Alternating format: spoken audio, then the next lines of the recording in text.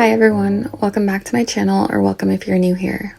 My name is Hiba, and here on my channel I discuss recent missing person cases. If you're into that type of content, go ahead and subscribe, I would really appreciate it. Today I'd like to talk about Sebastian Rogers, a 15-year-old boy missing from Hendersonville, Tennessee. He's been missing since February 26, 2024. At the time of this video, there is an active search going on for Sebastian. This case is very concerning, not only because Sebastian is 15, but because he has autism. According to those who know him, Sebastian is verbal and is very high functioning. At the time of his disappearance, Sebastian lived with his mother, stepfather, and younger brother. His biological father is involved in his life and saw him every other weekend. He's also a deputy with the Davidson County Sheriff's Office.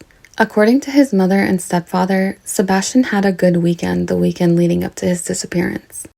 On Sunday evening, his mother last saw him at around 9 p.m. when he went to sleep. His stepfather was actually working out of town that night, so he wasn't home at the time. The next morning, so on Monday, his mom went to wake him up for school, but found his bed empty. She searched the home but was unable to find Sebastian, and ultimately called his stepfather, who then called 911. According to his mother, his phone was still at the home, which isn't very surprising. According to his family, Sebastian rarely took his phone with him places and had to be reminded to take it sometimes. His mother also noted that none of his shoes were missing. Now this is odd, because according to Sebastian's family, he hated getting dirty or muddy and hated insects. So I assume he'd at least wear a pair of shoes if he walked out. The story doesn't make a lot of sense in my opinion, and I have a lot of questions. Even more bizarre, Sebastian hasn't been spotted on any cameras. Neighbors have turned in thousands of hours of footage, but no sign of Sebastian. Again, this doesn't make any sense. If he left on foot, surely he'd be seen somewhere or spotted by someone. Scent dogs could barely detect a scent, which is also odd. So what happened to Sebastian, and where is he? Sebastian's mother has expressed numerous times that he isn't a runner, and it isn't like him to run away, so it's hard to believe he'd just walk out in the middle of the night unprompted. I believe the family also has dogs, and I'd be surprised if they didn't bark or alert if Sebastian opened a door to leave. Also, according to his parents, Sebastian wasn't in any trouble or anything at the time of his disappearance, so why leave? Many neurodivergent individuals stick to a schedule, and it's hard to believe Sebastian would run away without reason. When listening to interviews, what really struck me and broke my heart is that Sebastian longed for friendship. According to his parents, it was a dream of his to make friends, so much so that it's what he asked for Christmas. He loves playgrounds. Yeah, he loves playgrounds. I mean, he loves to play. I'll give him that. Friends wise, He wants friends.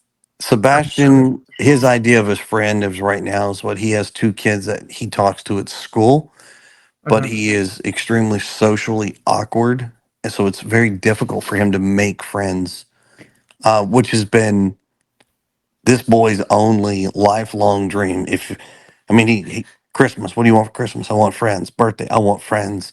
Anything that he could do to get a friend, he would love to do it, which is potentially dangerous because that could open up doors if for somebody to say, "Hey, I'll be your friend," and potentially cause harm. Not only is this heartbreaking, but it can also be dangerous. What if someone preyed on his desire for friendship? It doesn't seem like it would take much, especially if all he wanted was a friend. Sebastian's parents insist that they had his phone and other electronics on lockdown.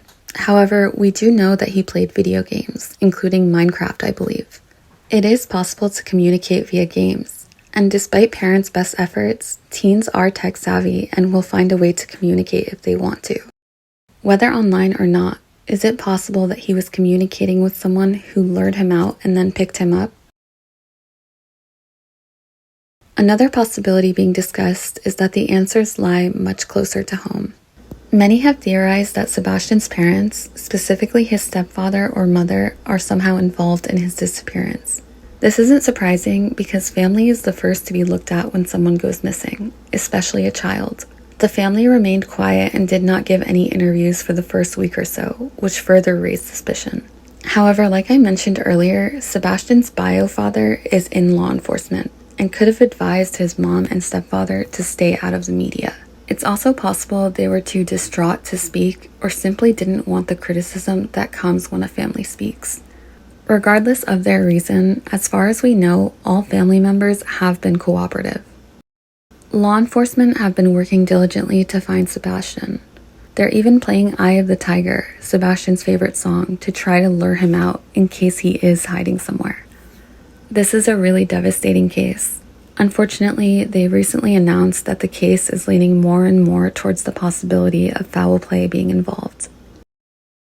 I really hope Sebastian is safe somewhere, but it's hard to be hopeful considering the circumstances and length of time, especially following the slew of other horrific cases these past few weeks, like those of Madeline Soto and Audrey Cunningham. Honestly, there's so much evil in the world, and it's hard to have hope sometimes, but I'm praying for Sebastian and for the best outcome here. Sebastian is 5'5" and weighs 120 pounds. He has brown eyes and brown hair. If you're in the area, please be sure and continue to check your property and any cameras you have. If you have any information, please contact the number in the description below. Thank you so much for watching this video and for sharing Sebastian's story. I hope to see you in my next one.